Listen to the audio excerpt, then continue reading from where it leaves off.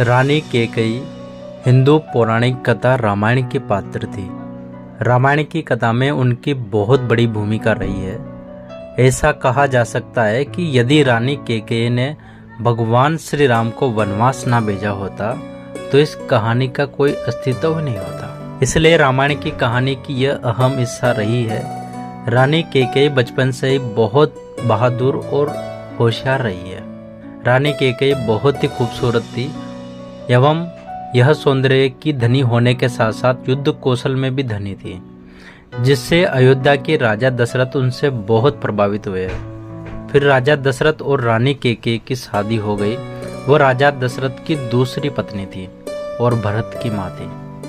रानी कैकेयी का जन्म कैकेया राज्य में हुआ। रानी कैकेया नरेश राजा अश्वपति की पुत्री थी। इनके पिता राजा अश्वपति घोड़ों के भगवान थे, इसलिए उन्हें अश्वपति कहा जाता था। रानी कैकेयी का जन्म उनके राज्य यानी कैकेयी के नाम पर पड़ा। रानी कैकेयी 7 भाइयों की इकलौती बहन थी। कैकेयी बचपन से ही मातृ प्रभाव के बिना रही है। कैकेयी की माँ को कैकेयी के पिता ने अपने महल से बाहर निकाल दिया था जब उन्हें पता चला कि उनकी माँ का स्वभाव सुखी परिवार के अनुकूल नहीं है। इसके अलावा उनके पति अश्वपति को एक वरदान मिला था कि वे पक्षियों की भाषा समझने में सक्षम है।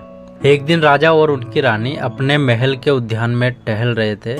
तभी राजा ने 2 हंसों के जोड़ों को आपस में बात करते सुना। उनकी बातों से राजा बहुत ही खुश हुआ और दिल से हंस पड़े, जिससे उनकी पत्नी की जिज्ञासा बढ़ने लगी।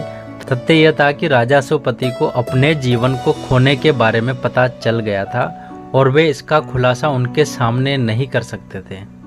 उनकी पत्नी राजा की खुशी का कारण जानने के लिए बहुत ही आतुर थी। जब राजा को यह पता चला कि उनकी पत्नी को उनके जीवन और भलाई की कोई परवाह नहीं है तो उन्होंने उनको अपने घर से बाहर कर दिया। इसके बाद कैकेयी ने अपनी माँ को दोबारा कभी नहीं देखा और फिर उनकी देखभाल उनकी दासी मंत्रा ने की। वह दरबार में अपने दर्जे को आगे बढ़ाने के लिए योजनाएं बनाया करती थी। इस तरह रानी कैकेयी का बचपन और शुरुआती जीवन व्यतीत हुआ।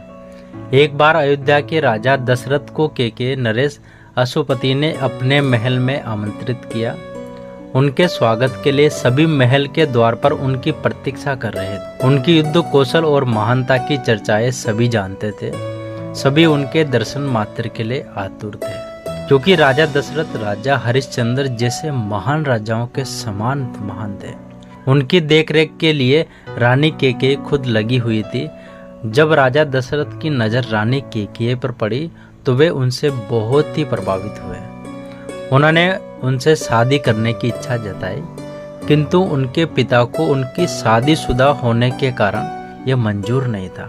फिर राजा अश्वपति ने राजा दशरथ से एक वचन मांगा कि रानी कैकेयी का पुत्र ही अयोध्या का उत्तराधिकारी बनेगा।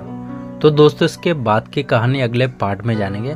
दोस्तों, अगर आपको वीडियो पसंद आए तो वीडियो को लाइक करें और कमेंट करके हमें जरूर बताएं कि आपको वीडियो कैसा लगा, और बेल आइकन को बिल्कुल दबाना ना भूलें ताकि जैसे इसका अगला पार्ट आएगा तो उसका नोटिफिकेशन आपको सबसे पहले मिल सके। Thank you so much.